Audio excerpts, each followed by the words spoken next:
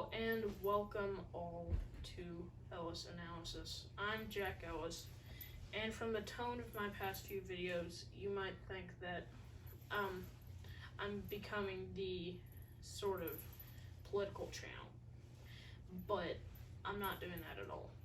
Seeing as though everything nowadays is about politics, I have no choice but to. And the thing is, I'm not trying to swing left or right. We have so many bad things going on in our world today that I kind of want to make an escape for us. But I can't do that in our current climate. And this is not me defending the left or the right. This is me defending art. This is me defending movies. So I've kind of made this saga of defending sacred movies. Because movies are important. I've done videos upon videos of this, and there's nothing left that I can say. Movies are an art form. They're a reflection. They're every bit as historical as anything you'd see in a museum. But I wanted to talk about what I like to call woke movies. What does that mean? Well, woke movies is pretty much everything you've seen over the past few years. That would be like Captain Marvel, Black Panther, Ghostbusters 2016, Terminator Dark Fate, Charlie's Angels. All of these have been part of a new era of Hollywood, and that does not make them good, but that, the play was an era of history, but that didn't make it any better. So what's the problem? I've talked so much about the movie Joker, and it really fits into, it's really the missing piece of this puzzle of movies being less about art and more about politics.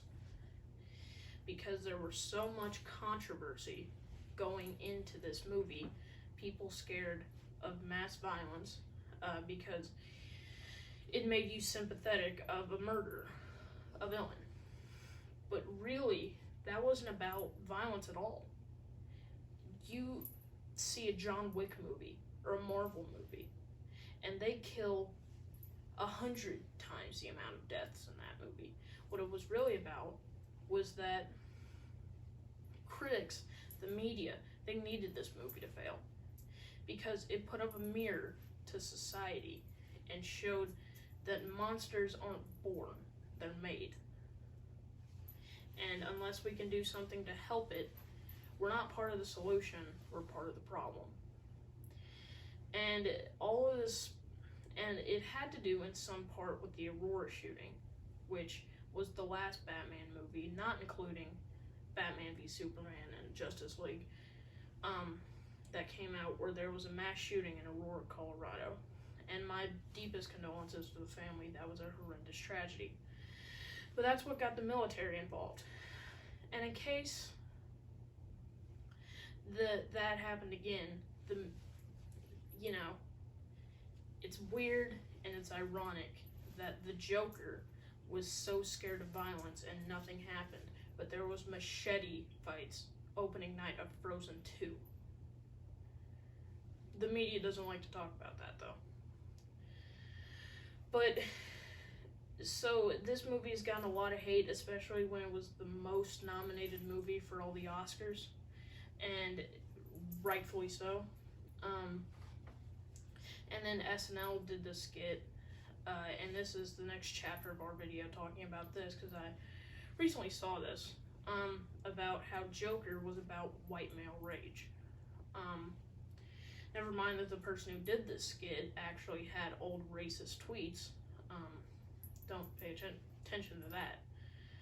But it was saying that movies like 1917, Joker, even The Irishman was about white male rage. And that's what's wrong, is that Joker had deep themes. The Irishman had deep themes, is that there's not two outcomes for a murder. there's not death or jail. There's one that's worse than that. Death is not a quick and painless death. Is not enough for these people. They have to rot in a nursing home, only bombarded with pity and loneliness until they fade into, unexistence. I mean, did you find white male rage in there? I didn't.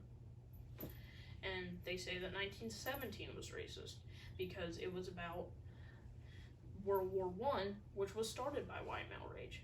Now, I understand it's satire. It's supposed to be funny. But when it's not funny, it's kind of up for interpretation as to what it actually meant. There's a phrase, it's funny because it's true, but when it's not true, what were they trying to do? Spread misinformation on movies that disagreed with their political views? Sounded like it to me. But,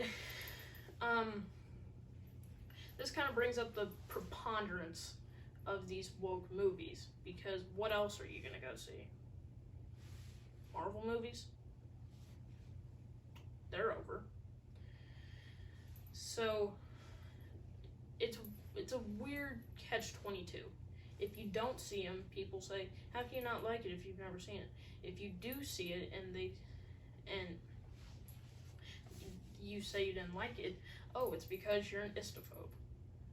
You're racist, a sexist, whatever. And then all the money goes into their pockets, or lack thereof. Because Ghostbusters, Terminator Dark Fate, Charlie's Angels, they all bombed. But they're still making them. Why? I thought Hollywood was all about money. I thought that's why they made 30 Marvel movies. I thought that's what it was all about. But no, when they announced that there's going to be a black female James Bond, there's a limit. Because when you go to the movies, you have to see these movies because there's nothing else to see.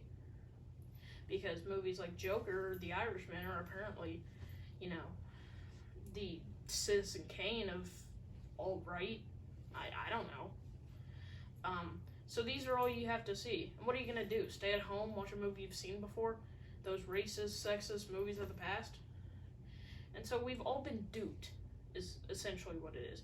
We have been conned, duped, railroaded, hoodwinked, bamboozled, led down the primrose path, played like a damn fiddle. We have been put in this position where movies don't mean anything anymore. They're politics. They're products. And so if we don't say something now, it's never going to stop. So what do we do then? We've been put in a place where we cannot escape identity politics, where it's literally all we read about. Everywhere we go, we see something about this. And these movies, terrible as they may be, it's obvious they're going to keep making them because James Bond, what appealed to him was that he was a smooth-talking ladies' man. He was a spy. He was dangerous. He was mysterious. Women wanted him. Men wanted to be him. That was the point of him.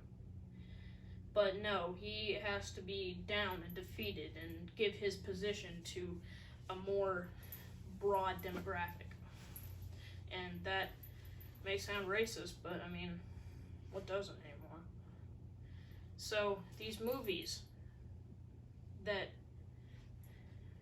these woke movies that mean nothing, that ruin a franchise that was great and never needed to be remade, that was perfect the way it is, are being ruined by these people that couldn't give a crap about how influential these franchises were. They just want to make a statement. They just want to make money. And when they don't make money, and here's their little scheme, their pyramid scheme. This is a marketing ploy. It's not for politics. It's a ploy. Is that they say, we don't want men to see this. It's a movie for women only. Then you don't see it. And that bombs. And then they're like, well, why didn't men see it? Why do men never want to see women in movies? The best female characters, the best strong female characters, are not defined by the fact that they're women. Clarice Starling, Ripley from Aliens, Sarah Connor. Their entire personality is not their gender. That's what makes them good characters, and that's what they can't understand. So, when all is said and done, they're censoring classic movies for no other reason than it offends people. They make new movies that suck, ruin franchises, just for identity politics points, for woke points. And they shut down any new movie that might want to break this wall. So, what do we do now? What do we do now? Because we've essentially been put in this position that all we do is tiptoe, and we're scared of offending people. We're scared to offend people, and that's the problem. So what we need to do is we need to not censor these movies. We need to make better movies.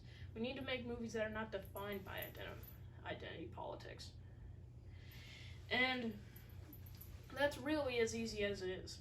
There's not really much else to say. So, in closing, there was a little book I read called 1984 by George Orwell. Maybe you've heard of it. A book where society is controlled by a party called the Party.